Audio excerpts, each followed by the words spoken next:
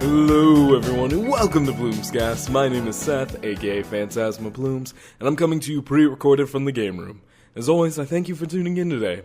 If you're a new listener, well, thank you for choosing PlumesCast to be your source of entertainment for the next amount of time, because, I don't know how long this one's gonna go for. And for all my returning listeners, welcome back. I am glad you've decided to stick around for another round. But listen, before I really get started here today, I do have a couple of, side tangents I want to go on. To start off, first off, I really want to say thank you all so much for making last episode, Burned Out Vibes, one of the best episodes that have come out. Before I start recording here, I don't usually focus on numbers. I really try not to do that just because it messes with my, internal mindset of how I want episodes to go. But I do just want to say, last week's episode did extremely well. It's the second most listened to podcast after the Gotcha podcast. So I'm really glad that we could, have a serious conversation, and I hope that my words of encouragement reached you to wherever you are, and you are hopefully taking the steps you need to continue on with your best life. That said, I am super excited to be talking about this topic. This one's going to be a little hard for me, honestly. And, to take a little bit of the veil off of the production of PlumesCast, this one is actually the third recording I'm doing of this. So, to kind of give, new listeners some feedback real fast, or some background, I try and do this as if it's a Twitch podcast or Twitch show, where I basically just talk and talk and talk and talk, and what I essentially try to do is keep my thoughts coherent enough as if we were having a conversation over a live stream.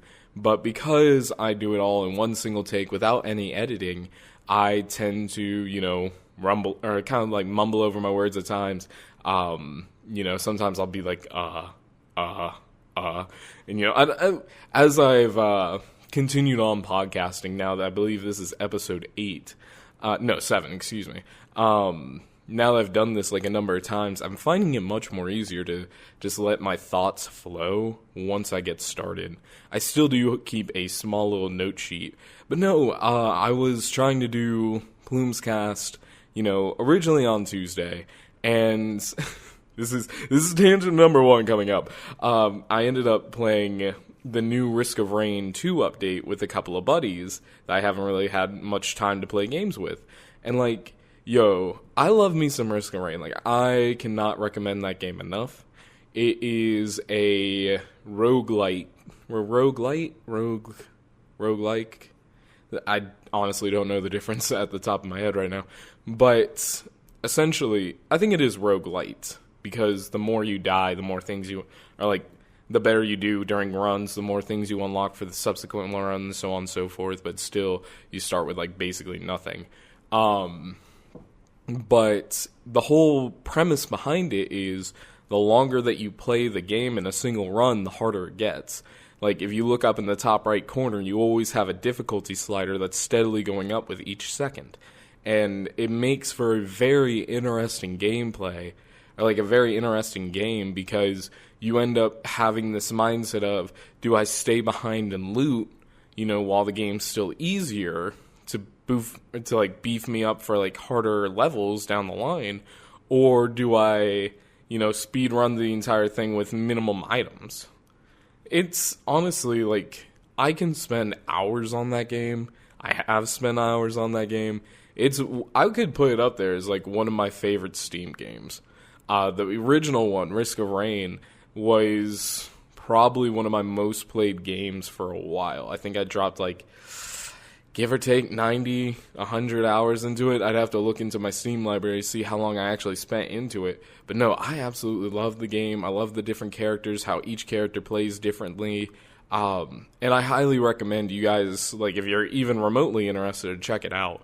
But they recently dropped this new DLC patch that adds 16 new items, new enemies, and kind of does a bunch of scaling differences. And they have made this game so much harder than what it originally was. Like, straight out, me and my buddies used to be able to play this game, like, and get to the end level, like, almost 9 times out of 10, because we were just, like, we knew what builds we needed to do, we had fun with it, and, like, we'd even put on mods. Like, there's a huge modding community. Seriously, if you want to play one of the best Goku mods, like, there's a Goku mod, there's a Vegeta mod, there's a Trunks mod, those are the main ones I remember, but that has, like, different mechanics. Like, the more you die, the higher the Zenkai boost you get, so you come back stronger the next round if your friends survive. Like, yo, it is so good. Going back to vanilla Risk of Rain just doesn't seem like a thing, and now with the DLC, it seems like even less of a thing. But they have also reworked a lot of the damage that happens in the game. And, yo, some of it's just straight bullshit now. Like, there's a portion where if you go underneath the Lunar Coin store, the lizard cellar, by going through the blue orb instead of the teleporter, you go to, like, this void area, this abyss area, where you're basically, stuck in a small bubble, fending off enemies for, like, maybe 2-3 minutes at a time. And every time you clear a wave, everybody gets, items. Well, the thing that makes it hard is if you're outside that bubble, you take continuous damage. Now, before, it was closer to, like, 1 damage per second. So you could go into that early game, get a bunch of strong items, because if you can make it through all 10 rounds, you get a guaranteed red item, which is some of the strongest, most powerful items in the game. To give an example, there's one that all your auto fire, like your basic left click attacks, all of them explode. There's one that is an extra life, Dio's best friend. It's really, like, and I understand why they did it, because I think people were abusing that in the very early game to continue on to later levels. But they have also changed something about it that I really dislike, is when you're in that void, time stopped. So you basically got a free section to try and grind for, 10 free items. Now, mind you, in that void, the deeper you go into it, the more rounds you go into it, the harder it gets.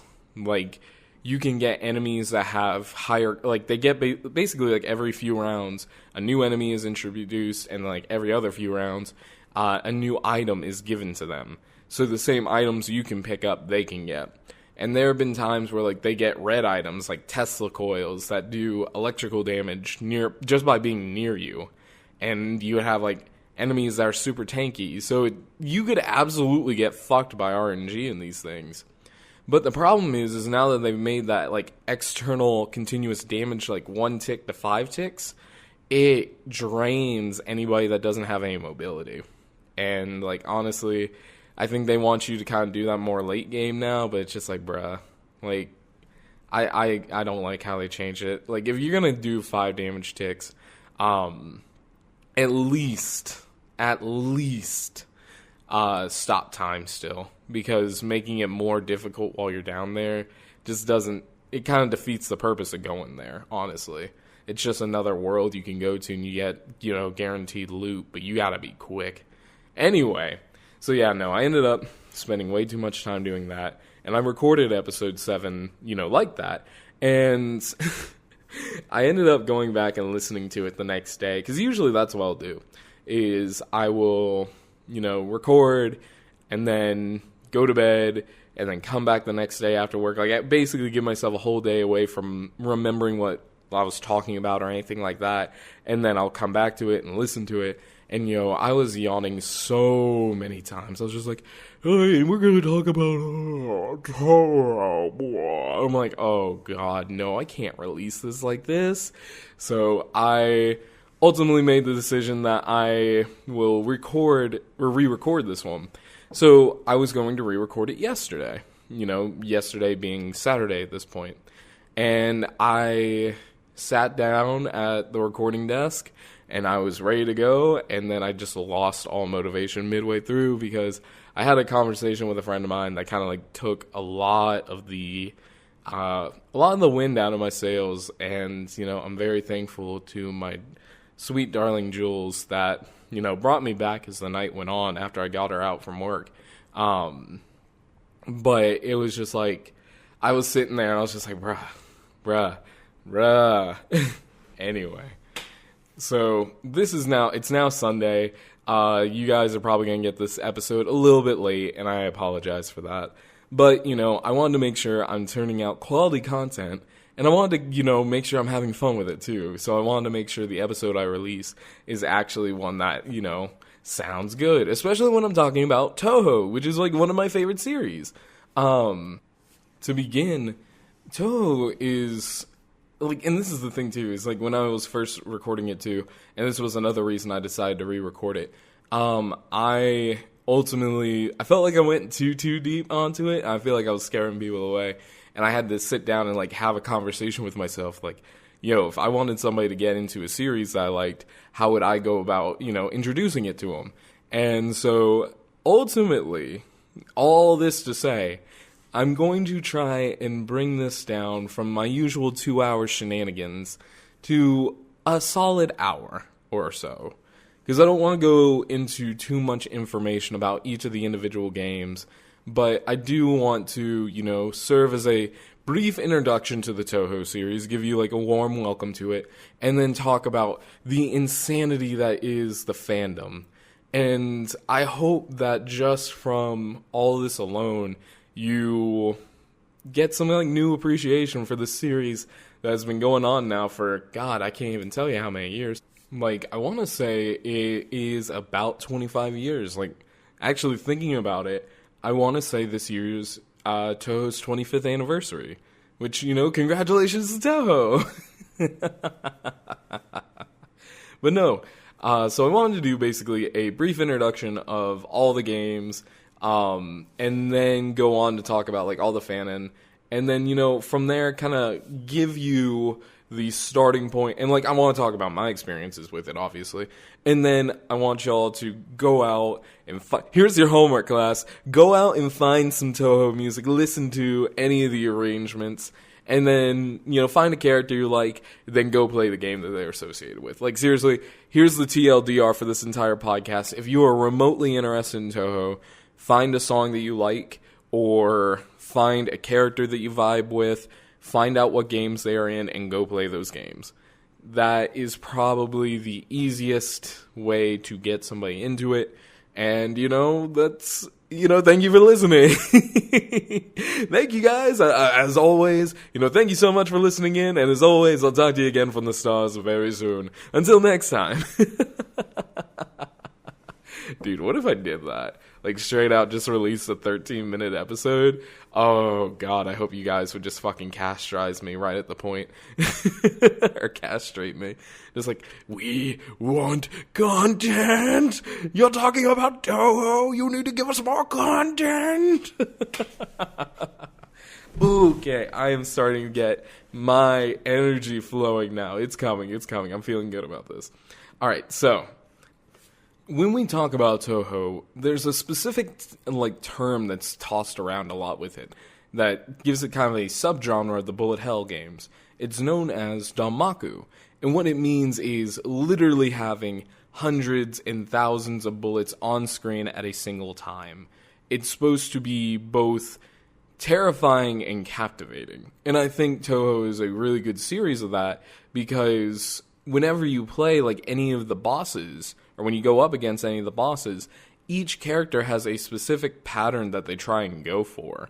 And a lot of the spell cards can be predetermined to where, like, basically you're looking at the art as a bystander. Meanwhile, when you're playing as, playing the game, you're staring, like, directly down looking for small, intricate gaps. And what makes Touhou an interesting series is that Touhou, or like in most traditional bullet hell games, the entire character is your hurt box. Or if a bullet hits any part of your fighter jet, for example, that's it, you lost a life. However, in Touhou, that's actually warranted. They want you to do that. There's a whole mechanic about that called grazing, which, in some games actually can subtly impact, what ending you get, or, whether or not you get a shield faster, or you build up spirit power faster. it's it's mainly for score at the end of the day, but it's a very unique mechanic because in Touhou you have a hitbox, like a small hitbox on the middle of your character that you can see in entries later than 6. So Touhou 7 through 18, if you hold down the shift key, you go into focus mode, which slows your character down for more precise movement, usually changes the shot type, and then, you can see where exactly, if you get hit, you're out of life. Unless you have, like, a bomb, and then you can, try and bomb save yourself, and, blah, blah, blah, blah, blah, blah, blah. Technical concepts of Touhou shooters here, folks. Anyway, so no, I will gladly say that Touhou is probably one of the most unique bullet hells out there. It runs with the mechanics in a way that, like, I think no other real bullet hells do. Not to say that, like, Touhou's the best one out there by far. Because there are other really good ones, and this was actually my introduction to bullet hells. Like, from Touhou, I went on to play, like, Ikaruga, and I want to say it's Mutsashime Hime? Something like that. The girl about the mushrooms on Steam. But I went on to play, like, other, bullet hell games. I went back to other, like, games that I played that were similar in concept, like Life Force, Ultimedius Parodius? Now I'm gonna trip over that one now. Damn.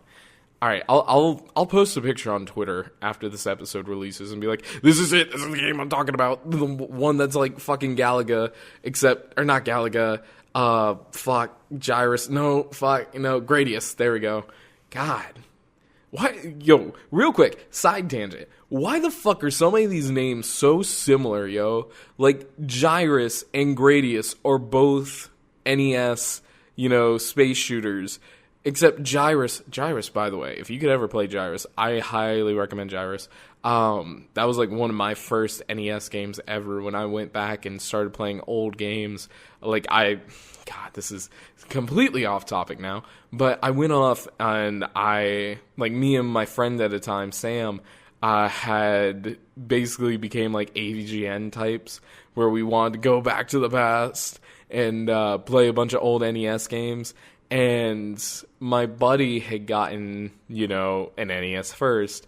And I was like, dude, this is so cool. I want one. So my dad and I back in the day went to a trade and play, which was like this.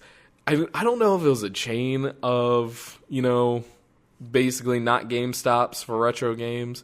But that's what I immediately akined it to. And they had like an NES for sale for like $40. I bought it. I played on it for so long. I think I actually still have it, in my closet somewhere from moving, because I could just never get myself to throw it away. But it was one of those things too that I was just like, bruh, like I can't. I don't have like the time to play it, and I don't have, I don't have the space. So I basically just left it in the box along with my Super Nintendo and Nintendo 64. Yeah, man, it makes me sad now. I might go dig it out after this. But anyway, so, tangent over. Name your games better, devs, please, for the love of God, so that way I don't get them confused. Me, a non-significant podcaster that, just occasionally makes content here and there. You should do it for me. God, how self-entitled would that be if I was, like, serious about that? Anyway, so to really kind of go back, like I said, this is, I want to say, Touhou's 25th anniversary. In fact, the very first game was not a Danmaku type game. It did kind of get to that level in later levels, but it was more akin to Breakout, which, if you don't know, is basically a game where you control a paddle and you smack a ball up the screen, you hit like a row of bricks up top, and then the ball comes down, and you smack the ball back up, and it goes back down. It was not a great game. I do remember playing it a lot. And another one that's similar to it is like Arkanoid. I want to say Strikey Sisters too, because I have that one on my wish list on Steam, and I felt like that was the closest thing I'd ever get to another Arkanoid experience. But basically you win when all the bricks are cleared out. But, so in that one, Reimu was your paddle. But what made it different from like Arkanoid and Breakout was, you know, in those games, if the ball went past your paddle, you lost a life. You lost a ball. In Touhou, you had the ability, like, the ball would bounce. So you didn't have to focus on the ball, but the ball was also projectile as well, where if you ever got hit with the ball and you weren't smacking it back, you lost a life. You were also getting shot at. It was such a unique take on the series. And, like, of course, Reimu has movement options in that. She has her signature slide kick that never was, I think it was, like, referenced in the fighting games later on. But, you know, basically, she has that kick to knock the ball back up if it's ever just a rolling on the ground type. And then she also has her Gohei stick to smack it back up. And I believe she had a shot type that she could go and shoot enemies with, or, you know, bosses. Because the ball was your main damage source, but you could still, like, peck away at bosses with it. But that was released way back on what was known as Windows 98. We were in the series, like, if you go and look at Touhou and talk, like, eras, that was the start of the PC 98 era, where this was running off a system known as the Microsoft Disk Operating System, MS-DOS, which I think is the correct acronym. If I am incorrect on that, I'm returning my degree. I need to go back to school. I've studied this shit for years. I should know it by now, right? But anyway, so in that series, you have, like, 5 games? Yes, 5 games. Let's see if I can remember all of them. So, very first one, Highly Responsive to Prayers, is the breakout game. Story of Eastern Wonderland is when you start actually getting into the bullet hell genre. Reimu is riding on a flying turtle this time to take down all the bad guys. I don't think spell cards were really a thing then. Like, they weren't officially entitled. I'm not sure. They might have been. Now that I'm thinking about it, they might have been. But anyway, you then go to Touhou 3, Phantasmagoria of Dim.Dream. This one was like a 2-player Danmaku type game where you both had your own screen, and the better you did on your side, the more damage you'd send to the other. It's hard to explain without showing it, but the best visual example I can try and give y'all is imagine playing Tetris or Puyo Puyo, where if you do better, you send more garbage to the other person's side. However, because they have that garbage as a leverage at this point, they may be able to return it all back at you. And basically the way you win is whoever takes, 5 lives worth of damage first loses. It is a very hectic game, and I would almost want people to play that one first because it gets you so deep into it. But it also, takes away from the Danmaku fun of it. It's not as, it's not as predetermined, I would say. It's more random. You can easily get shot in those. If you want to play one like that that's more balanced, I would say wait until Touhou 9. Phantasmagoria Flower View. That one is same game, except on the Windows era, which we'll get to here in a minute. Also more polished, I would say, and more fair. And I'm not saying that because I get my shit handed to me in 3. I absolutely get my shit handed to me in 3, by the way. But anyway, so then you continue there. You go to Touhou 4, Lotus Land Story. Then lastly, to end it all off, you end with Touhou 5, Mystic Square. And from there, you now progress to what is now known as the modern era of Touhou games, the Windows games era, where all the games I'm about to list, and this is going to be a challenge. This is the challenge here, where I am going to go and try and name each and every single Touhou game with the number. And if I get this right, because I don't have a list. I do not have a list in front of me. Like, I am trying to go off the entirety of my knowledge and fandom, brain to see if I can do this. So, here we go, dear listeners.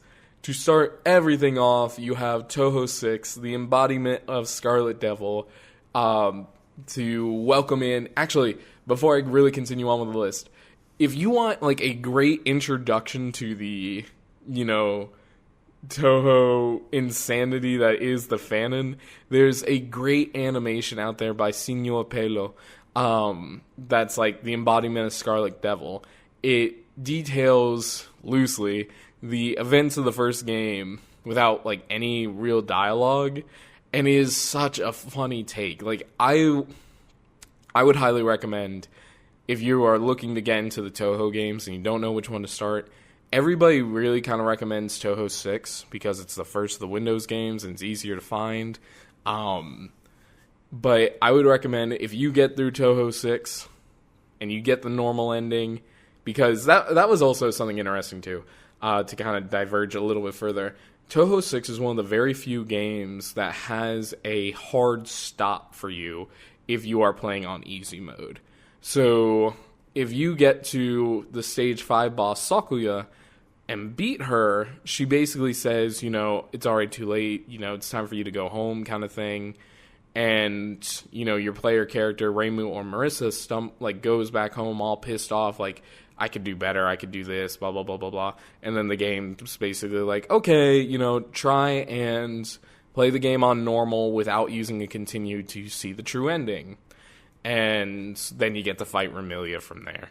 But anyway, so Signor Pedro has a really great animation about it. It's funny as fuck. I still watch it quite a fair bit. And it kind of shows you kind of the meme culture around some of the characters too. Without really saying, like, they don't use like any words. But anyway, enough shrilling for a great Touhou animation. So you go from 6, and Touhou 7 is Perfect Cherry Blossom. It's the introduction of Yuyuko and Yomu. Major fan favorites. Yomu actually won the... So here's a little side bit about this too. Every year there is a Touhou popularity poll that happens. And I don't remember exactly how the numbers have come up, because I don't think people vote. But I think it's based on like the amount of fan works that's been made in the amount of year. And Yomu won this year. I think, it's usually Yomu's close to the top, and Marissa's up there, and Reimu's up there.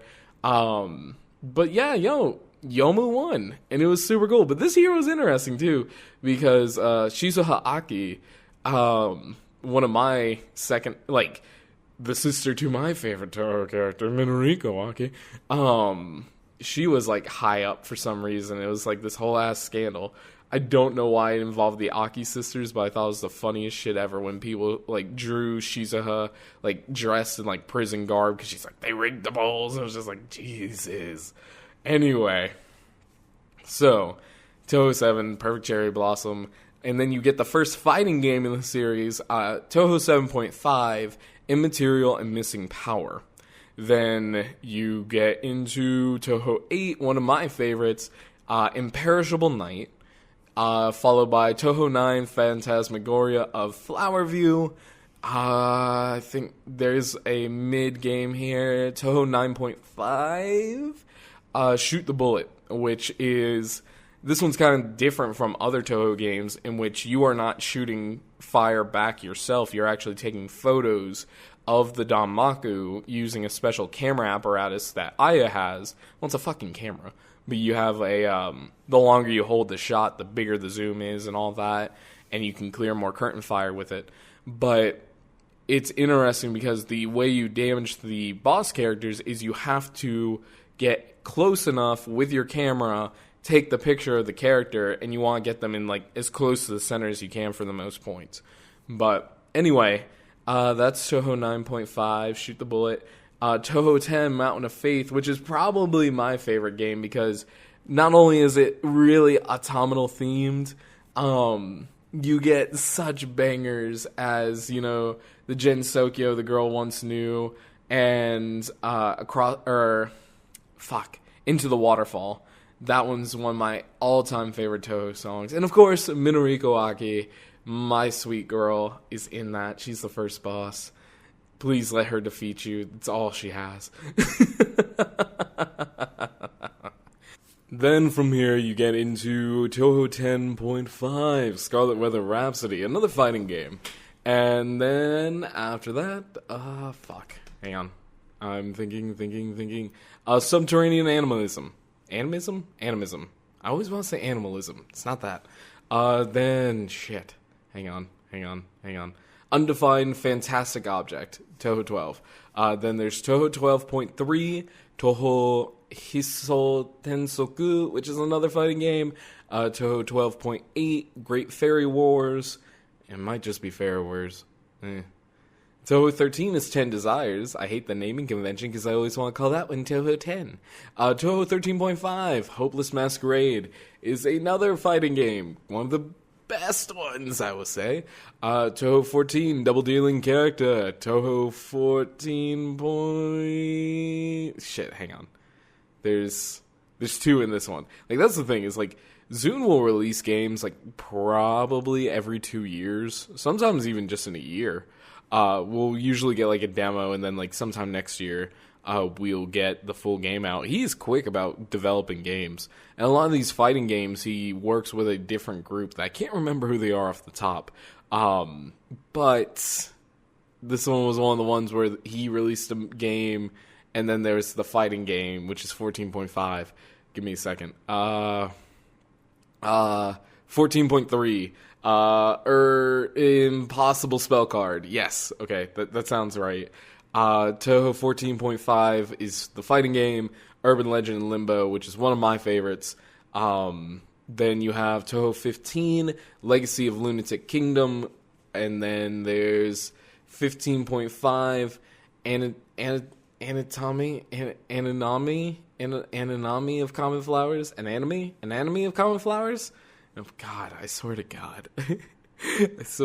Sometimes I sit here and, like, when I re-listen through my podcasts, like, because that's the thing, too, is I always listen to them the day after they're released, too, like, usually when I'm driving into work, and I'm just like, fuck, come on, fucker, it's an anime, you dumbass, you know how to say words, fucking say it, and it's just like,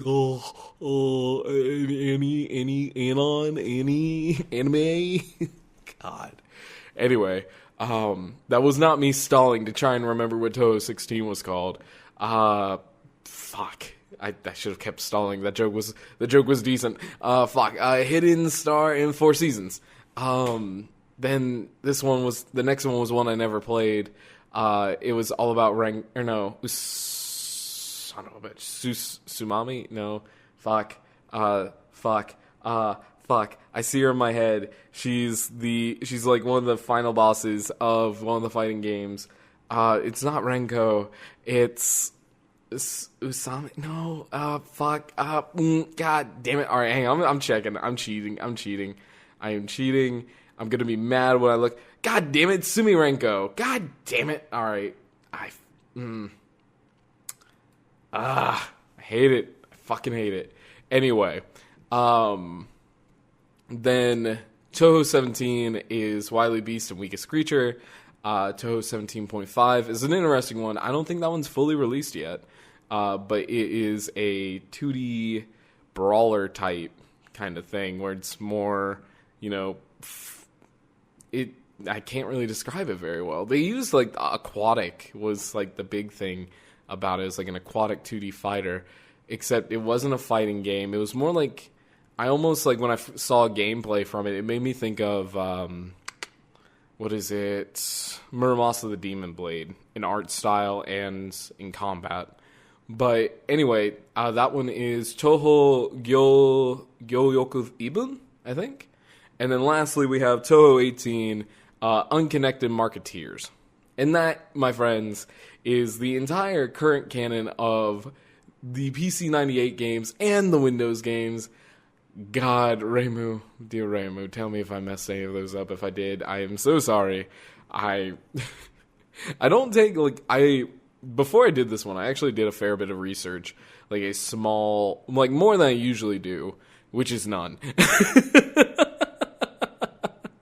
But I did a fair bit of research, just to like look into music circles and like Dojin creators and everything else. And like in the meanwhile, while I was going through it, I'm like, okay, I'm gonna look into the actual mainline games, because a lot of these I have never played.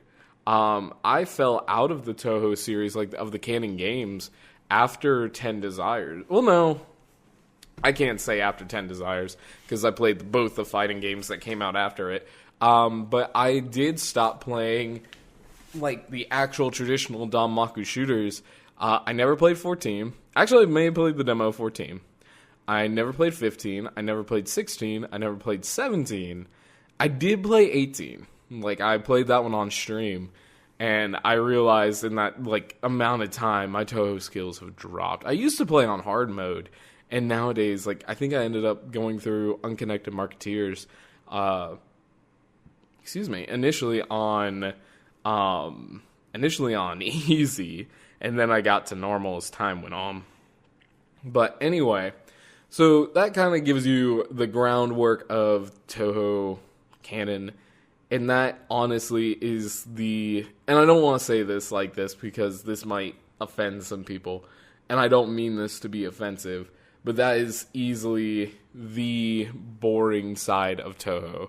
And that is, and like, I don't mean that in a negative way. Like, the boring side of a really great series is still really great. And that's where we get all the inspiration for what really has made Touhou this global phenomenon. And like, the reason I can say that is there's this massive fandom community about this. Like, to start off, the music circles. Well, before I even really get into that, so let me give this, like, preference. To give an example of how crazy Touhou can get, there is a saying online that if it exists, there is a Touhou version of it. And that has been mostly true throughout most of my internet days. Like, I remember playing a Touhou Kirby game, there's a Touhou Puyo game, fan games, of course. There's Touhou Mega Man, there's Touhou Mario, I want to say there was like a Legend of Zelda-esque Touhou game, like a fandom type one. But regardless, and there's so many different mediums of it too, 2D, 3D, FPS, RPG, tactical RPG, visual novel, music, a rhythm game. There's a couple of rhythm games. There's like a Rhythm Heaven Touhou game that's like Touhou Rhythm Carnival. That one's super fun. Go play that. Shit. And like Pokemon Mystery Dungeon, there's Touhou games that are like that gameplay style. Oh, God, so many fucking games. There's fucking Touhou Diablo, I feel like. I definitely remember playing a dungeon crawler type that felt like Diablo. That you controlled two characters and you're going down into a mine. God, that one, I think, I don't want to say that's Touhou Dungeon Time, but that's one of the mobile games. But anyway, no, to preference all this, Zune himself, like, all these games have been made by one guy, Zune. I'm not sure if I brought that up yet. But one guy who later went on to make, like, the company Team Shanghai Alice, who he is the main person. Like, mind you, I don't think there's anyone else that works at Team Shanghai Alice except for Zune, which is the craziest thing because this dude has built, like, single-handedly built one of the biggest series known to man. At least as far as, like, anime, or, like, as far as, like, the anime world's concerned. Because I guarantee you, if you've gone to cons, you've seen Touhou stuff. There's always Touhou cosplayers. And it's only growing more and more. And you can play certain songs, and people will be like, oh, yeah, no, I know that. Like, Bad Apple is one of the big ones. Suno's Perfect Math Class is another. But there's, like, it's wild to me to think about, how big an intellectual property Touhou's become. And Zune, the mega chad that he is, has just straight out said, Ayo, if you make it, you got it, Dojin creators. Like, he has the right at any time to be like, no, you can't use this. You can't, stop distributing this, so on and so forth. He retains that right. But ultimately, he's like, hey, if you're making dojins of my characters, go for it. If you're making music from my, based off my songs, go for it. If you're making fan games, don't use my source code. But if you recreate it, go for it. Like, he's so cool about it. And then, obviously, you end up talking about, like, the hentai distribution part, because a big part of the Touhou community is the Touhou porn. He's like, look, man, I don't pay attention to it. Like, I respect Zune so much. That's why, like, even though I'm a massive fan of the series, I will always, like, support the company, or, like, support the game series any way I can. And I will, by all means, like, go out and buy physical copies of the game and, like, give them out to friends and be like, hey, you want to play some Touhou? I found this copy of this game for $5 over at an anime convention. Here you go. But, no, and it's really cool, too, is, like, Zune has basically let, like, a bunch of different creators take their own spin on the Touhou series, and that has given us, like, a lot of official, like, Switch games that you can go to GameStop and pick up. Like, that to me, as a Touhou fan from, like, way back 2010, maybe even 2009, is so fucking wild to me. Like, anytime I go into GameStop and I see, like, Touhou Jinso Wanderer, wow, why did I say that in an accent? Touhou Jinso Wanderer,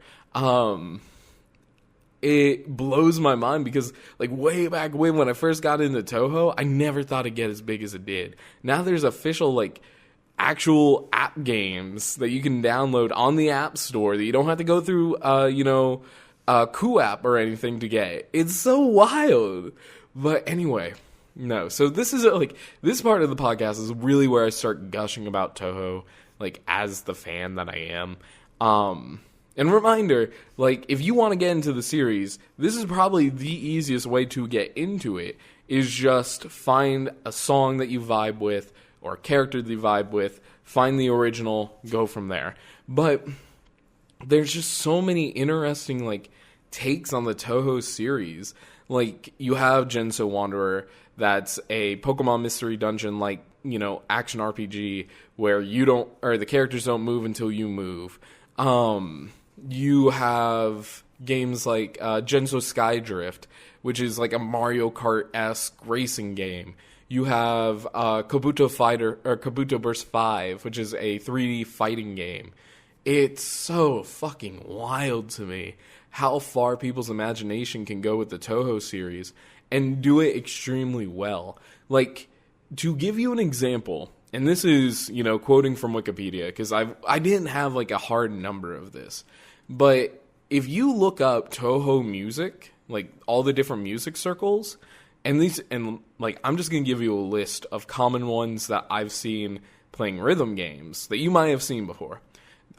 East New Sound, Foxtail Grass Studio, Cooling Create, Buta Otome, IOSYS, Soundholic, Silver Forest, Tash Music Circle. Just those alone, alright? Touhou, like, the fandom music circles, which is all distributed under its own group, has over 19,000 songs noted. 19,000 songs. And, another big riser is, like, Richard A.B. E.B.? A.B.? I can't remember. He's been doing a lot of metal covers, and he actually got featured in, the mobile game Touhou Lost Word. But it's so wild to me that really when you look at, like, Touhou, like, the canon games, each game has, like, 20 songs at max. Maybe some have more, some have less. But you have taken, let's say, you know what? Let's just make this easy, all right? Let's say 20 games. Go ahead and say 20 for easy math, all right? So 20 times 20 is what, 400? You have taken 400 songs and have remixed them, recreated them, reimagined them to 19,000 different fucking songs of different genres. There's Touhou metal, there's Touhou ska. Like, there's a fucking punk ska remix of a bunch of IOSYS songs, and I fucking love it. Like, that is one of my favorite renditions of songs. Because I love ska music. It's not a genre I really talk about a whole bunch because it kind of points back to my skater origins. But, like, I used to listen to, like, Goldfinger and, oh, man, I'm pulling a fucking blank as I'm talking about it. Like, I can name the songs. I suck at naming artists. But, anyway, I used to listen to a bunch of ska music, like, when I was in middle school and all, when I was, like, trying to be a skater with my friends. And it was just, hearing, like, Touhou songs in that ska style just blows my mind. But there's metal. There's so much Touhou metal. There's rock. There's blues. There's bossa nova. There's lo-fi. There's EDM. There's a massive Touhou EDM scene. Eurobeat. There's so much Touhou Eurobeat. That is how I actually got into shuffling. Like, if you manage to find this video, I'm not going to give you enough hints to find it, but there is a video of me on YouTube somewhere that is me dancing to Marco Polo's Dirty Sexy Girl. Which is like a remix of Necrophantasia. And, like, that was my introduction to shuffling. Like, whenever I started doing Euro and, just like jump style, I would use Touhou EDM songs because I would know, like, I knew the melody, and then I'd start dancing to them, and I'd, like, practice my T-step and all my jump style shit. God, my Z steps. Ah, man, that's nostalgic. But no, to go on even further than that, there is a bunch of Doujin creators. Like, you can look up any character from the series, and you are off to the races. There's almost always guaranteed some type of fan art, Even of the most, unpopular characters have fan art. And it's just like Nameless Fairy, like, all the mooks that you shoot through in the curtain stages, like, they have fan art, and you're just like, bro, what the fuck? Bro, what the fuck? Hello? But you can go, people have written stories, people have written manga. Like, I want to take a moment here. I don't think this is a fan creation, but I do want to talk about this. There are official Touhou manga out there that I think Zune has either had a high part in writing or was, the actual writer of it. I'm not entirely sure, though. So I'm just going to list off the ones that immediately come to mind. Silent Sinner in Blue is one. Inaba of the Moon and Inaba of the Earth. My personal favorite, because I love Kornin or Rinosuke as a character, Curiosities of Lotus Asia, which that one is, imagine if you were living in a supernatural world and you didn't have, like, supernatural powers. Like, you were the only basic person in a supernatural world. That's what Korin is. Like, he doesn't have the Danmaku abilities. He can supposedly fly and, he can apparently shoot fire, but we've never really seen it before. At least not in canon. But he's, like, and I love, oh, God, okay. I will save my gushing of Korin as a character because I just love his juxtaposition compared to, like, the wild antics of everybody else. He's just a salesman. He's just living his life. And I just, oh, God, I love him. Anyway, Wild and Horn Harame is another one. There's actually some physical ones you can get now that have been officially translated. Forbidden Scrollery is one that finished not too long ago. I am blessed enough to have all of the volumes of that. It was a bit of a hunt, but thankfully Amazon had all of those, so I picked those up. And I, like, even if you're not into, Touhou yet, I really recommend the Forbidden Scrollery because it has such a gorgeous art style. Like, everything's well shaded, everybody's expressive. Like, I felt bad for the inker on that one. Like, there's so much darkness in that, but they use it so well. God, and it gives so much information about, like, Jin Sokyo in the Touhou universe, and it's just, I love seeing the characters just embark on new journeys. And, like, that isn't, just short. Because, like, that's the thing, too, is when you play the mainline canon Touhou games, most dialogue can be filled, like, most character dialogue, single character dialogue, can be summed up on, 5 pages. If you took all their character dialogue from the game and put it in, it's not much. But when you have full-on expansive stories that involve these characters, God, I love it. I love seeing their personalities shine through, and, like, all the different interpretations of how they describe characters. Like, and that's the thing, too, is, like, when fanon meets canon, like, there are a couple of fanon interpretations of, certain characters I don't really agree with. One of which and I don't really like talking about, like, things I don't like about Touhou, because this isn't, like, anything where it's just like, oh, I fucking hate this character. But I really hate how, like, people do Alice, because Alice Murgatroyd was introduced early on. I think she was in Mystic Square. I think she was the final boss of that. I'm not entirely sure if I'm correct on that. I'm trying to think where Yuka and all falls into the timeline. But I'm pretty sure she was Touhou 5. And then she comes back Touhou 7 as a boss, like another boss. She's not the end boss, but I want to say she's like stage 3, stage 4. Then, becomes a player character in Touhou 8 and kind of becomes a mainstay of the series since.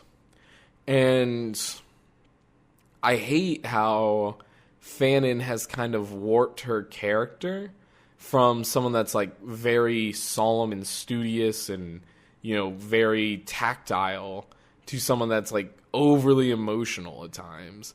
It's hard to explain without, showing it, and, like, obsesses over Marissa and all that, and it's just, like, there's actually a song that's, like, All Is Fair in Love and Alimari, which is their ship name for Alice and Marissa. And it's just basically Alice going nuts trying to, like, take out all the competition from Marissa so she could have her for herself. And it's just, like, and, like, that's the thing, too, is Touhou is such a massive, group, idea, set of characters. IP is probably the best word for it, that you're going to run into interpretations you don't like. By all means, do not go and start flaming the artist or the creator who designed it, spent time, and really just, like, developed their own interpretation of the character. Don't go and attack them because they don't meet your requirements. Like, seriously, just close the webpage and continue on. I guarantee you'll find more of what you like if you continue to look. But anyway, because that's, all right, slight tangent. That's one of the things I really dislike about Twitter is if people, like, if you find an artist that you dislike, like, well, no, that's not even exactly right.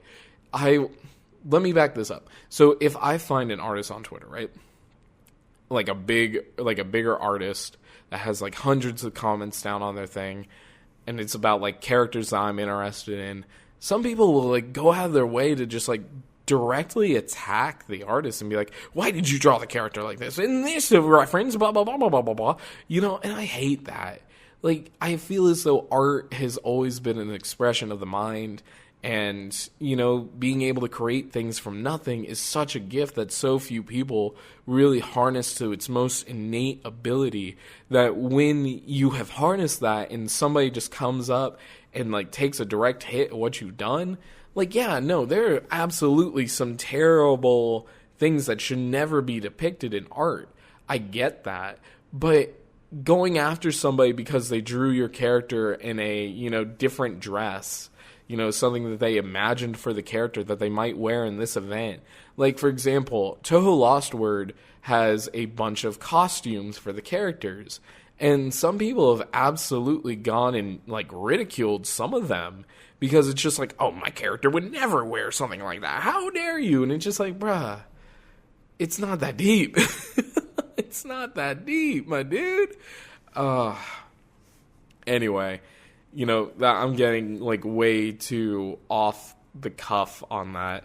But yeah, no, so, you have Forbidden Scroll where it has, like, a bunch of information about the characters and shows more of the personalities. Most recently, you have Lotus Eaters, which I think is getting a physical release soon, I hope. And then you also have Foul Detective Satori, which is coming out. Then there's, like, magazines and all that, too. But these are, like, official mangas that are coming out that it, goes more into the detail of, like, different characters that Zune oversees. And then, on top of that, you have a bunch of official, like, mobile games. And just to kind of jump ship for a little bit, there's there was Touhou Cannonball, which, God, I wish there was somebody out there that could, like, recreate the servers for that, because Touhou Cannonball was such a great game.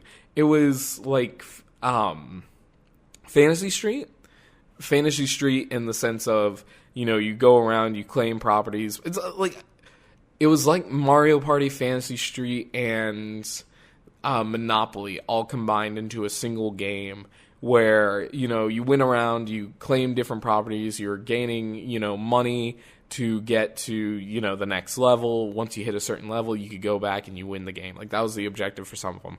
Others was like, go take on this boss. But it was so cool because you could have, like, a whole team of characters that, you got to see them in, like, 3D and have, like, full-on battles with. And it was just like, in the middle of the field during your turn, and it was multiplayer. Like, man. And they had full voice acting for the characters. It was great. It was only in Japanese, but that one unfortunately died. Touhou Dungeon Dive was one that I've seen, and I've never really given it much time, but that was an official one. The two that I know that are ongoing now are Touhou Danmaku Kagura, which is the Japanese-only rhythm game, which is such a fucking good rhythm game. God. I love Danmaku Kagura. I haven't played it in a long while because I was spending so much time into it. But if you ever played anything like Bang Dream, was it Idol Masters School Idol Festival, or those are the two that... Colorful World, isn't that the Hatsune Miku one? I think that's it. Basically, if you've ever played any of those rhythm games where, like, you're hitting the notes down the rails, Touhou Danmaku Kagura is very much the same. The difference between this one, though, is in the middle, like, in the high point of the songs, you will have like a Danmaku battle-ish. You can actually... Okay, so... There are two different types of songs in that. You can either have the ones that you continue playing the song and you're doing damage to the boss character of that song, like whatever theme they remixed, you are, attacking that character to knock down, their HP bars. And the way you do that is by having, like, really strong characters of a certain type that are strong against the other's weakness type, and by performing well. Like, you just continuously do damage. And then, after you beat a health bar, you get, like a point bonus. But anyway, you do that. Or you can actually have, like, Danmaku battles. So, like, it'll swap perspectives for a second, and you are actually moving the character to the rhythm of the song to dodge bullets. It is cool as fuck. I love Danmaku Kagura. I wish they would go ahead and put that on English. Like, translate it and put it out, because I want to know what they're actually going on about in the story. From what I can read and what I can understand from my Japanese studies, is Danmaku Kagura is basically, going back and reliving dreams and the events of prior games and helping everybody remember who they are. Like, the Kaguras are like dream bubbles, so to speak. But I'm not entirely sure if that's even remotely correct. But now you come to, Touhou Lost Word, which is easily one of the most, I don't want to say I don't want to say, controversial, because it's not by any means, but at the same time, like, the Touhou fan base is divided on it. And what I mean on that is, they have basically, some people absolutely hate it because it's a gacha game, and other people, like, absolutely love it because it's a Touhou game on phone that's officially released. Some people look at it and it's just like, oh, they made X character more like, oh man, I love you, protagonist, and it's just like that. They don't really do that. Like, the immediate contrast the immediate comparison I see sometimes is it's similar to Fate Grand Order in the way that's played and the way that the, romance, quote unquote, goes in the games, where the more you use a character, the higher the affection meter for them goes. But a lot of the characters aren't, like, swooning over you at all. Yes, you are, at times, the Mary Sue main character, but also, like, because it's just like, oh, the characters are like, oh, it's a pleasure to meet you, I'm so-and-so. Oh, you're a human from the outside world, it's a pleasure to meet you, I'm so-and-so. And it's just like, I get that, like, annoyance with it, but at the same time, it's still cool to see, like, new stories. At least to me, it's still cool to see new stories get developed around these characters we've known for years, and, like, how far they've continued to go with it. And I love some of the imagination. Like, it feels perfect for Gensokyo. Like, the fall event when Minoriko was released, it was all about having a sisters contest. And it was, like, talking about the sisters of Gensokyo and showing, like, a side of the characters that we don't really see, where, like, characters are proud of their little sisters. They're proud to be the big sister. They're supportive of their sisters. And it's just, like, it's a refreshing take on so much of the series that, like, at least in my opinion, we don't really get to see as much, especially in official media.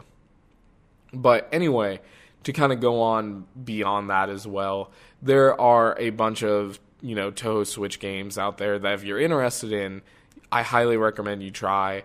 There is Touhou Spell Bubble, which is developed by Taito, of all people. It's a Bubble Bobble-esque game, but it has a rhythm element, where if you go into, like, so basically if you clear a bunch of bubbles all at once, you are able to go into a rhythm mode that as you are clearing out the bubbles, you are moving towards different bubbles on the map, and if you hit, like, your button at the same time, or as in time with rhythm, you get, like, bonus damage. It's hard for me to explain. Honestly, if you find it on sale, I highly recommend it. Of course, it is a Taito game, which means there's DLC out the ass, but it's also expensive, so I understand if people are kind of put off by that. But in the same regard, I will say the main story that you get and all the songs that you get from playing through the story is well enough on its own that I don't think you really need the DLC unless you just want more songs to play. And, going off of the Taito conversation for a second, if you have ever played, like, a lot of rhythm games from Japan, like any of those arcade games, you have probably seen a Touhou section. And that's also to kind of just, again, reinstate how crazy the music scene is for Touhou. And I really want people to, like, go and experience the Touhou music and have fun with it, and just, find a genre that you like, find some music that you like from that, and then, find the characters, find the original game, and go. I think that's the best way to go into it. But anyway, and, like, that's, to kind of circle back around one more time, I want to say this about Lost Word one more time too. Is, like, I really think that people see the gacha element as a turnoff because they're used to other gacha games. And we've had a whole podcast about gacha games. Like, some of them are really money grubby. And I will say this because, Touhou Lost Word ain't sponsoring me. I can say this. I do think at times they absolutely try to target, the more whale audience to try and make you roll for more than what it's worth. And I think at one point, the prices between, JP Touhou Lost Word, which is a couple of months ahead of ours, and EN Global were like vastly different. I feel as though, and like thinking back on it, and mind you, this might have been a quality of life change that they made later on that I never experienced because I stopped playing JP when EN came out. But I noticed that in a lot, like every time you go to get your free item from the shop, you're almost always bombarded with, hey, you can spend $25 to buy this pack. That's a limited time pack. Don't you want this pack? And then, like, when you're, like, navigating through the screens, every now and again you'll get hit with, hey, we have this pack. You should buy this pack. And it's like, me personally, and I brought this up on the Gacha podcast as well. Me personally, I do the $5 a month pack, where it's just like, oh, hey, log in every day, you get 20 of the premium currency, which after, X amount of days will be enough for me to do one of the special roles, or I can buy a costume and, like, boost up my points for an event going on. But I feel as though, people make the gacha element way much larger than it ever has to be.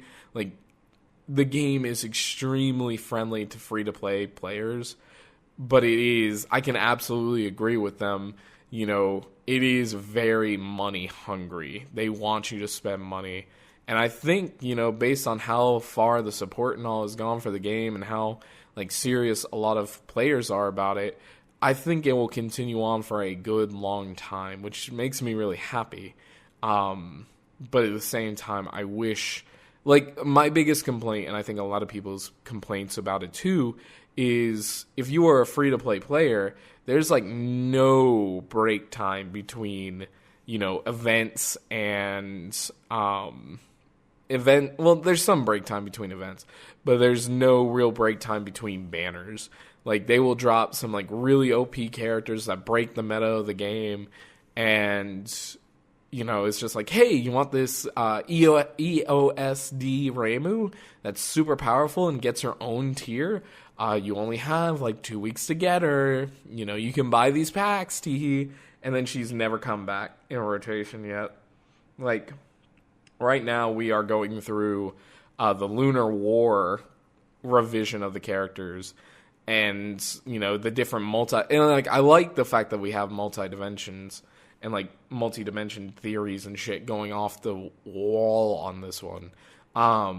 But I sit there sometimes, I'm like, hey, yo, why exactly are you guys continuously trying to shovel these characters in our faces? Like, I get it, if you really like a character, you're going to spend money on it, and that's what they intend for. But at the same time, like, I have never felt the need to pull out money out of my wallet and be like, I just really need this character. It's going to make my team. Because that's the thing, too, is like, and I think, a lot of people don't really realize this, but you don't really need the most OP characters in the game. Like, it's all PvE. It's never, I don't think at all, has ever been a PvP element. Like, if I was going against other, like, that's the thing, like, to compare it to Guardian Tales, if I'm playing with other people, I would absolutely, try and do more team building things to make sure I'm doing, like, max damage, so that way during raid bosses or whatever, I can help everybody take it out. But, like, the one raid boss that we had in EN was basically just, like, this giant thing of tofu that it was like, oh, hey, as we all individually defeat our own tofus, a global score goes up. And it's just like, okay, like, okay, cool, I guess. Like, and I really think, like, some of the people that, like, really just dislike gacha games look at that and, like, the fact that it even has a gacha element and just shuts the game out without giving it a chance. Yeah, are some characterizations of the characters a little off? Yeah, I can agree to that. But it's the same, same thing I was saying earlier. The fandom and what you want out of a character and what you get out of a character are sometimes two completely different things. But if you want to find something in a character, you will probably find it. somewhere out there. You just gotta look for the right spots. And that in itself has gotten me to find like a bunch of great artists too. Like, I absolutely love, I believe her at is Arita, Arutown maybe? She does Minariko art mostly. She has some OC characters, but she's done like, you know, blankets and mugs and God, I love how she draws Minariko so much. It's so fucking cute. But yeah, no. As you find like characters that you like, you'll find artists.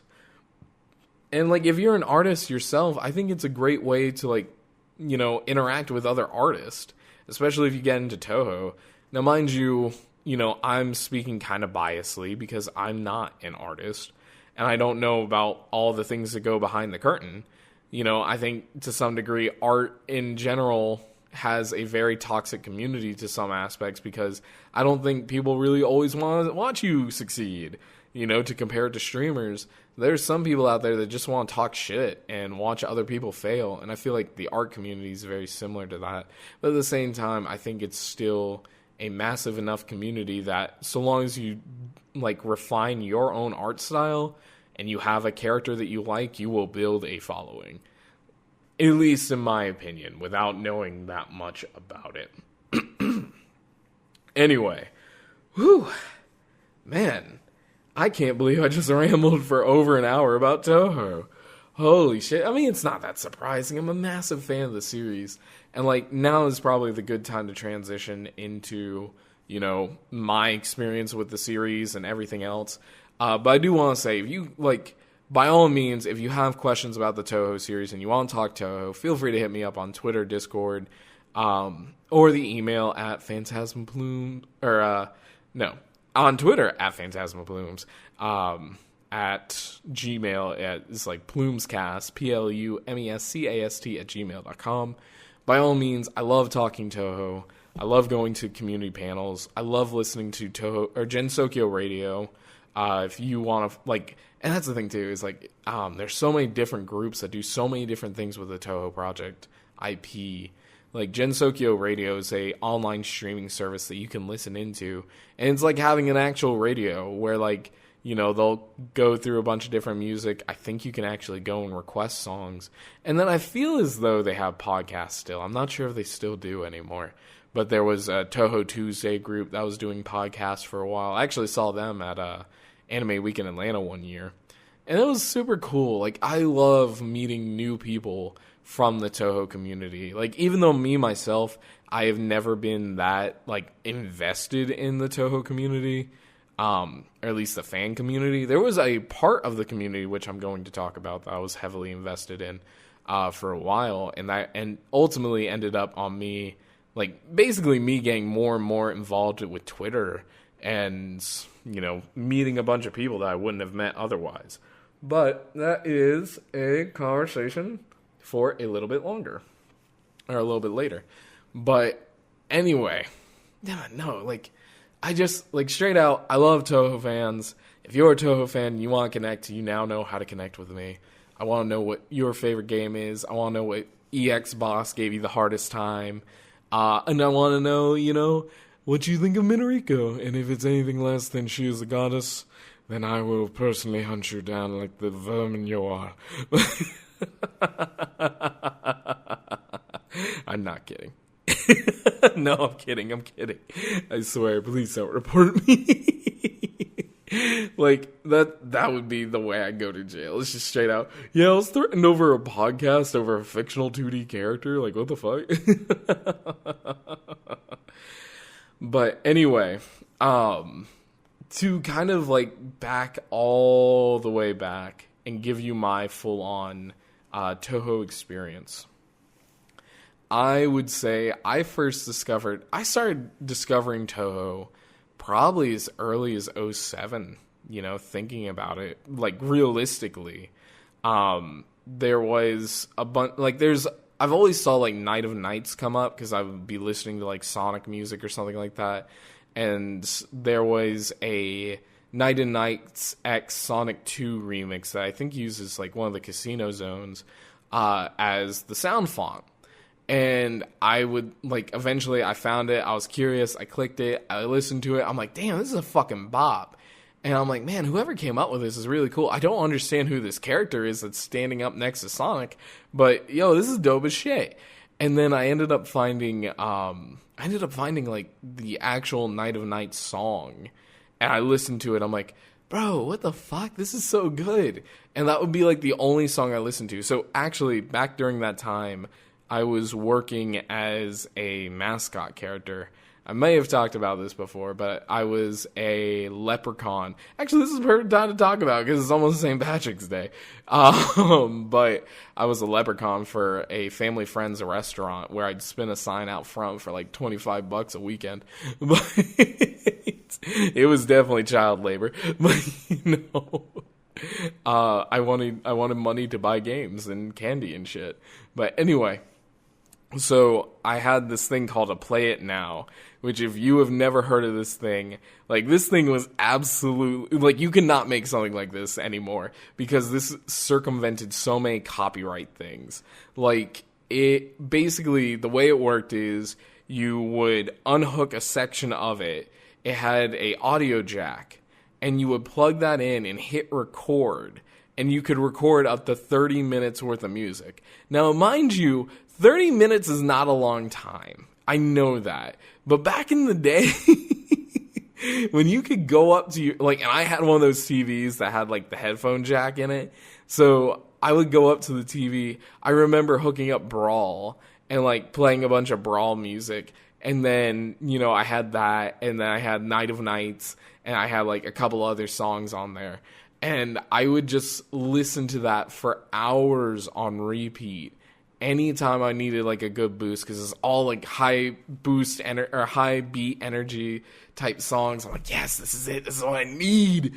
Oh God, by all means, to any of my younger listeners or to my older listeners, anybody curious, look this thing up. It again is a Play It Now. It looks like a fucking rock with small ass buttons, and it had the cool thing too was like it had games on it too. It had like Snake, Tetris, like an off-core version of Tetris. This thing really probably wasn't like copyright friendly, and that's probably why they stopped making them. But at the same time, God, it was so fun. And then you had like a little dude. I remember this little dude that like you'd hit the buttons, and if you hit certain combinations, he'd dance in like different ways. Glorious days, glorious. I need to see if I can't find mine.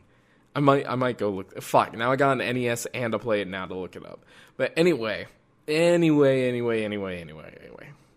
I found, that remix. I found the original song. And then I started getting recommended to, like, other Touhou things. Now, mind you, back during that time, I was, like, first getting into anime. So I was, like, at that time, I was probably still watching, like, Detective Conan. Love Hina was my really first anime that, like, I looked up for. And so, and, like, Beating Angel Dokuro-chan was, like, another one that came up. Yeah, no, I really jumped across genres there.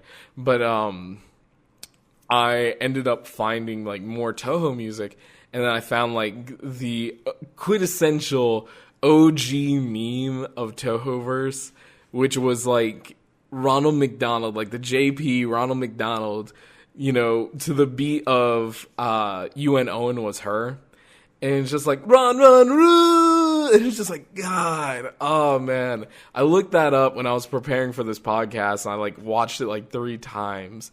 And it's just like, oh man. And that's how like a lot of people got into Touhou, like from various panels that I've gone to. And when the question is asked, like, how did you get into Touhou? It's just like, oh yeah, no, the music or the memes. It has absolutely been a welcoming point to so many different people. And the fact that mine was a fucking remix of Sonic 2 and Night of Nights will always haunt me as being a Touhou fan. But anyway, so I eventually found like a bunch of the music. And, as I'm getting older at this point, I'm working different jobs. Like, I remember I was a detailer for Cherokee Lincoln Ford. And I was, washing cars, and like if you don't know what a detailer is, to really quickly explain it, is essentially a professional car wash.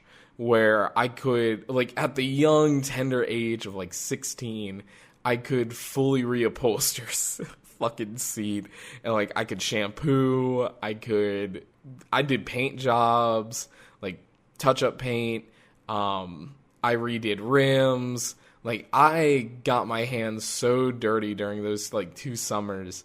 Like, I worked there for, like, about 2 years, honestly. But in the mornings, when it was just me, I would go to YouTube, and I'd start blaring, like, Touhou music, like, Touhou EDM, and as I'm cleaning up the shop before everyone else got there. And it was just like, dude, I miss those days. It was so much fun. Like, it was so, like, waking up at, like, 5 in the morning, being there at 6 a.m., I'm getting nostalgic. Turning on, like, the old Windows XP computer, because they didn't have Win 7 yet. And going to YouTube, finding my playlist, going nuts on it. Like, I still have the OG playlist, because I used to just make, like, Touhou playlists, 1, 2, and 3. I would fill those up so quickly. I'd find the song that I wanted to listen to, and I'd just blare it across the detail shop, because I was the only one there for, like, 2 hours. And then as the sun starts coming up, I go turn it off, because it's getting close to 7 o'clock when the other guys are getting there. And I would just clean cars with, you know, guys that were in their 40s, 50s. As this young kid getting life advice. Oh, man, I should try and reach out to some of those fuckers. I haven't talked to them in a long time. But anyway, so, you know, that was kind of how it went from there. And then, like, after 8th grade, so I was part of this, I guess, group. I don't know, like, school funded group, but it was like the suit club. No, I don't know if it was the suit club or not, now that I think about it. It might have been something else, but essentially the whole point of the club was to, you know, be leaders type, like, be a leader. And if you completed the course, you got a free laptop. Now, mind you, back in the day when, like, I didn't have any computer to my own, that was so fucking cool to me. It was an old Latitude. I think I still have it, honestly, because I was so, like, attached to it. But that, like, after 8th grade is when I started playing the Touhou games officially. And I started with Touhou 6. I went on to 7, 8, 9, 10. I think at the time, 11 was either just coming. No, I think when I was, like, really getting into the Touhou games, because I only discovered 6 to begin with. And I was like, oh, well, let me find out about 1 through 5. And it was, like, PC emulator type stuff. And I'm like, I don't know anything about this. And that inspired me to look into MS-DOS shit. And God, I really don't want to imagine that Touhou is part of the reason why I became an IT guy. But you know what? If Phantasy Star Online 2 is part of the reason why, then you know what? Touhou can be a part of that reason too. But anyway, so no, I got into the games. And then I started playing those, like, religiously to get good at them. And I could do all the way to, like, I couldn't do a lot of the EX bosses back then because, like, I was always sitting awkwardly with the computer. Nowadays, you know, now that I had, like, an actual keyboard and all, I could probably do it, but it would be a full-ass struggle, and I would need to practice again for a good long while before I could get good at it. But anyway, so I got into the games. I got other people into the games with me. Like, I fondly remember before 11, like, I started bringing my laptop with me to school, right? Just so that way I could play Touhou games during lunch. And, like, also I had, to be fair, I was also playing, like, other games on my computer as well, like, I think I was playing Rune Factory 2 was a big one. I was playing through, like, a couple of the Rune Factories because my DS broke and I couldn't play the copy that I had. And, like, my friends was like, oh, if you own the copy, this is legal. I'm like, So he hooked it up for me. I was always, like, apprehensive about playing it because I was like, well, this seems wrong.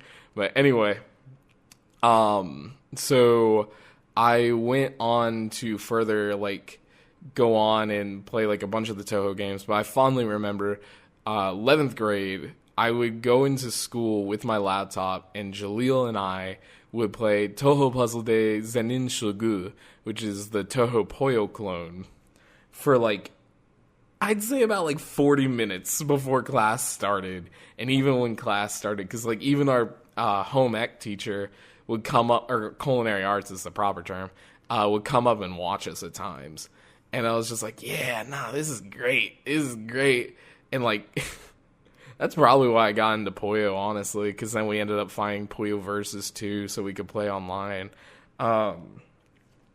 And then we ended up meeting Cthulhu and everybody else. God, Touhou, when I say it like that, is the reason why I got into fucking Puyo to the level I did. Jesus. Like, I don't realize these things until I start saying them out loud. But Touhou really has been, like, my gateway to a bunch of different things. Because here's another thing that was a gateway to. So, fast forward, it is now probably 11th, 12th grade. Me and Jaleel are seeing Markiplier blow up as a content creator playing games, and we decide we want to do it. So this ended up being the golden age of what I like to call, or I don't even like I want to call it the pre-Seth streaming phase. This was, we were trying to make YouTube videos using a Dazzle, if you know what that is. And we had like a group of friends that we'd all talk on a Skype call together and like try and, make content together. It was a lot of fun, using the same program that I'm using now to record this Vegas Pro 14. But we had this group called Think Again Commentaries, and the whole point of it was we were playing retro games that like people don't really talk about anymore, and it was just like, oh yeah, no, think again.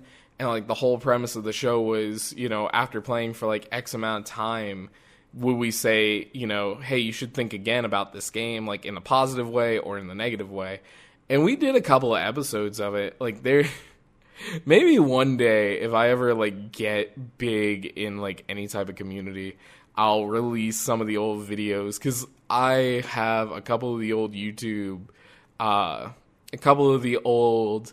videos that we made on my account that I upload like all the Twitch videos from, or the Twitch VODs, and will soon be upload. Actually, no, this is a good transition.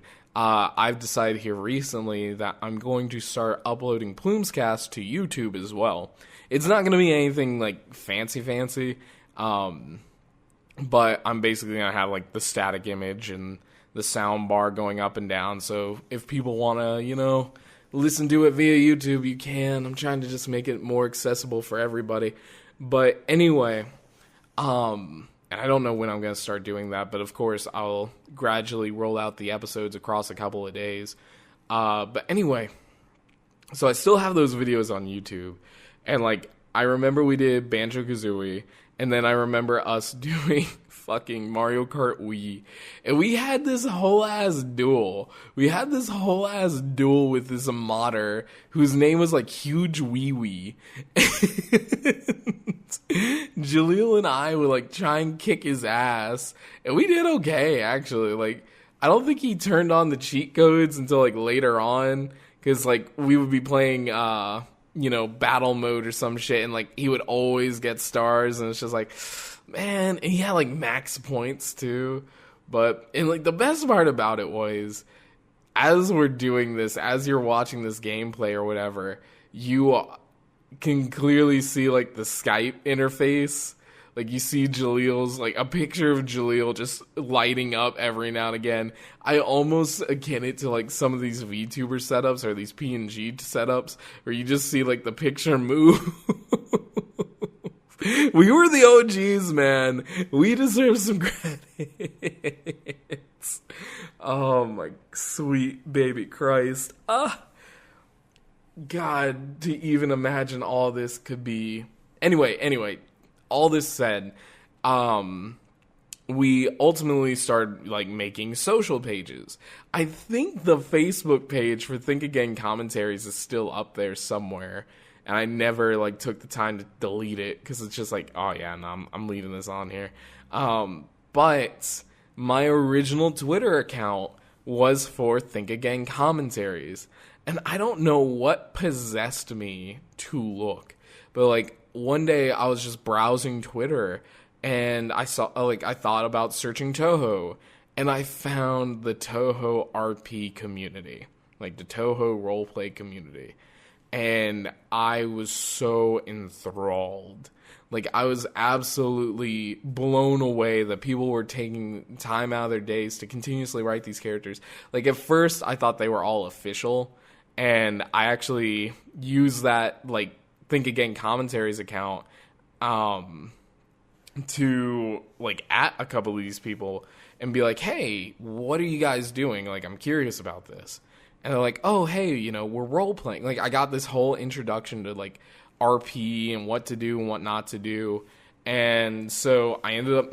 God, this is going to be cringe as fuck, and I apologize to anybody that hears this. But this is part of why I actually started writing later on. But, well, no. I take that back. It was a continuation because, as I may have or may not have mentioned on this show, I have absolutely written 7, 8 books, give or take, that originally started as fucking Animal Crossing fanfic, but I eventually developed my own, you know, story characters, plot, all that shit was all original ideas, and it all stemmed from that. So I ended up taking the main character from that series, and I sent him to Gensokyo, and I was just like, yes, this is gonna be the greatness that is. And people were, like, really receptive of him, you know, and it was really chill, even though he was a cringe Mary Sue, like, he was, like, a cringe Mary Sue. I was like, bruh, you know, well, I wasn't saying bruh back then, but I was just, like, so enthralled and so engaged in, like, this Touhou community that I never even knew existed. Like, I knew there must have been people out there, but I couldn't find them anywhere. Now that I found, like, this massive community of people that are all playing my favorite characters, it was just like, yeah, I'm gonna be a part of this. And that's actually how I learned Walfus. And that, oh my god, just thinking about it, Walfus is, you know, how I make all of my Plumes promos. Like, my character is Walfus. In fact, the character that I use is the same character I designed way back when for Touhou RP. I just love the design of him so much that I'm like, you know what, that's me. That's me. As I make things, that's me. But anyway, just thinking about it, like, if you guys are anywhere remotely familiar with VTubers, especially Hololive EN, there is a artist named Wolfie who went and created the program Walfus, which is basically, to describe it in a lack of terms, to explain it in a lack of terms, it is a group of different, like, assets that you can take that he's drawn, or they've drawn, I don't know pronouns, and you can rearrange them however you want to. Like, they're customizable. Like, you have each arm, or you have, like, separate arms that you can pose, all the facial expressions on each of the characters. So they went through and developed all this, and it's so fucking cool. And, like, they ended up going on to start doing stuff for, like, you know, Hololive EN. And now all their chibi art, like, those small characters, that was all Wolfie. And they got their start from doing Touhou. And it's just like, so it blows my mind at times how far Touhou has come for certain people. Like, Richard A.B. or E.B., I always forget which one it is. He made, like, metal covers of Touhou music. And now his stuff is featured in, you know, Touhou Lost Word, an official, you know, Touhou media. But anyway, so yeah, no, I had this, like, OC character that I created in Walfus. I loved his design so much, and I love the accessibility of Walfus that I continue to this day make Plumes promos using it. That said, you know, and that's another thing too, is like, The Plumes promos I'm probably going to take a little bit of a break from a little bit longer as I'm figuring things out. But all that artwork and all, I've become so proud of it. And that's the thing too, is like I was trying to make an animation in Walfus to be a, promo to the channel and all that. And God, there's so much content in Walfus alone. Like Spastica was one that immediately comes to mind. There was another couple of like big Touhou creators or big Walfus creators that, for a while, that's how we got like different Touhou medias. And it was like skit parody type stuff. It was so cool, man. I loved it. So anyway, I made this character. I used assets to like show how he was interacting with the different characters. And it was really cool, really wholesome.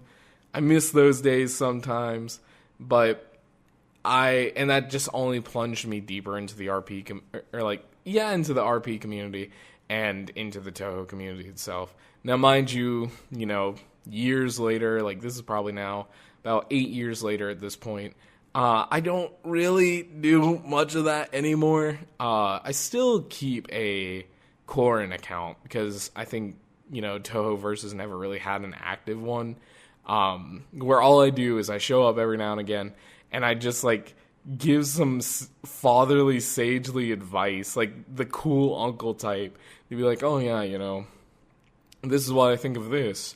And by the way, there's a sale going on, like come on and hang out. Like I love Korin's perspective on so many different things because he's not a god. He's not like this supernatural character. He's not a vampire. He's not a ghost. He's a half beast, sure. But he doesn't he's just so chill. And I relate to him so much because it's just like having worked customer service. I know that like mindset that they want you to present, and I can just use that like bullshit, oh, the customer's always right, mentality to write Korin. And I've had so many interesting stories and events happen with him where it's just like, there was one time where there was a Danmaku battle not far out of Korindo, the store that he owns, and it blew off the roof of Korindo, and he's just sitting there like minding his own business, reading a book, and somebody just blows a fucking laser across the top and it all caves in, and he just comes outside and he's like, bruh, the fuck, who did that? And he's like, well, I'm gonna repair this, but you're gonna pay for it. He didn't say it like that seriously. It was just like, oh well, I guess I'll get to work. I was gonna rotate the stock for summer coming up. It's okay. I've been wanting to redo the roof anyway. Just like the fatherly, like I'm not mad, I'm disappointed type. Pure bliss. But anyway, that all brings me to the question of the night provided to me by my dear Jules. What is my favorite Touhou, mainline or otherwise? So my favorite Touhou, I've already talked about it a fair bit, is Touhou 10. Because it just feeds to so many things that I love. The autumnal vibes, the music, the characters. I just adore Mountain of Faith. It is a hard game by all means. Definitely not one that you want to just get your feet wet with Touhou with. But I absolutely just adore everything about it. It's such a different game from the previous games prior to. You have to think about it. 7, you introduced the supernatural border, which is like a shield. 8, you had the time mechanic. 9, you had it was split screen Danmaku fights. And then 10 was basically going back to 6 but more refined. And considering 6 was my first one, I really just took to 10. It was hard as fuck. And the last boss, Kaneko, she would actually punish you. So one of the mechanics in Touhou is you have what's known as a screen clear known as bombs or spells. And, every time you use one, you are invincible, you wipe off enemies on the screen, and bullets around you, you're safe for a while. Or you can use it to save a life if you have 2 bombs and you hit a bomb the second you get hit. But Kaneko if you used bombs during her spell cards, would go invincible, and you could not hit her.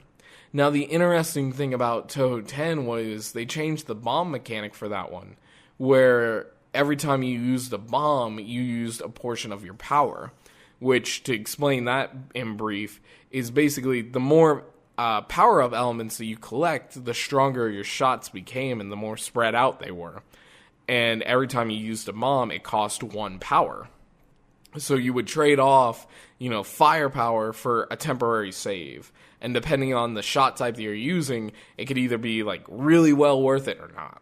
But, man, I just remember, really trying to get good at Touhou 10 and to beat Suiko, the EX boss. But I just, and even right now, I can hear the waterfall theme in my head.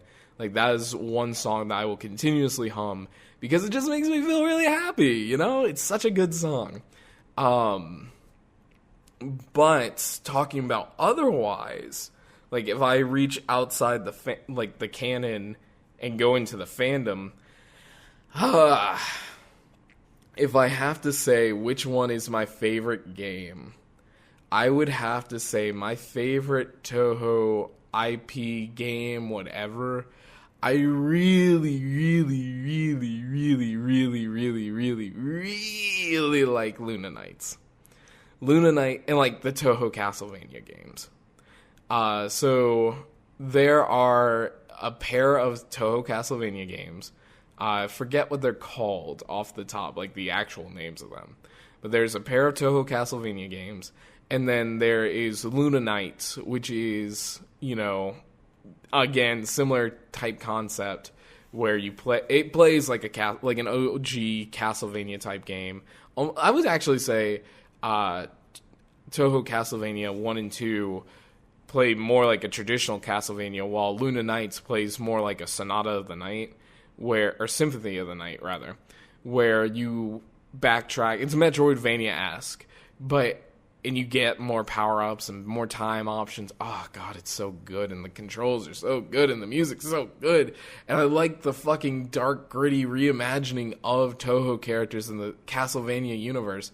Those have been, really good games, and, I love how you have different options to, basically transverse throughout the game. Reimu in the first game has so many different, jumps and can fly and drop kicks, and it feels good. You have so many different options of how to get around. And then Sakuya in the second one is more floaty, but it feels just as good to be you're floaty, but you're not without gravity. And you're able to punish and absolutely take advantage of things. And the better you get, the more powerful you feel. And it's fully voice acted. Oh, God, Touhou Scarlet Curiosity 2. Wait, is that it? Did I just come up with a name off the top? I think I just did. But that one's fully voice acted, and it's just so good. It's so good. If you can find it anywhere, please play it. Luna Knights you can actually find on most systems now. I know it's on Steam. I know it's on Xbox Game Pass, or it was. PlayStation has it for sure, and I know for a fact it's on Switch. But that is, without a doubt, one of my favorite, I love Metroidvania type games, and the fact that it's Touhou makes it that much better. If I could give a secondary, recommendation, I really liked Jinso Wanderer, because, and some people will complain that's way too chatty. But I think by now you guys can kind of tell I really like when it's chatty. I like seeing the characters interact with each other in different environments and different settings. And all of them basically be like, bro, what the fuck is going on? Why is this happening? And I don't really want to spoil anything, but I love, Rinosuke is a main character in Jinso Wanderer. So obviously it's a 10 out of 10 for me. And I love his voice actor. It's so... And, the lines, some of the jokes in those just hit so differently. I just, chef's kiss. Mwah, delicious. But really, if you're looking for a Touhou game to get into, and you don't want to give the main lines a try, I would definitely or like the canons a try. I would definitely recommend Genso Wanderer. You can usually find it on sale. There's a second one out, actually, that's out on Steam. I've picked it up. I've yet to give it a shot. But there's also, like I said before, there's a bunch of different Touhou different properties.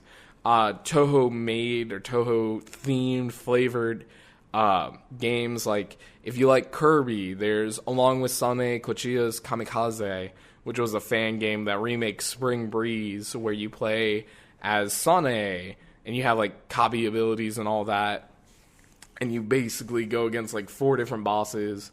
I want to say you have... And it might have been Kirby's Adventure, now that I think about it, more so than, Spring Breeze, or maybe a combination of the two, but you have...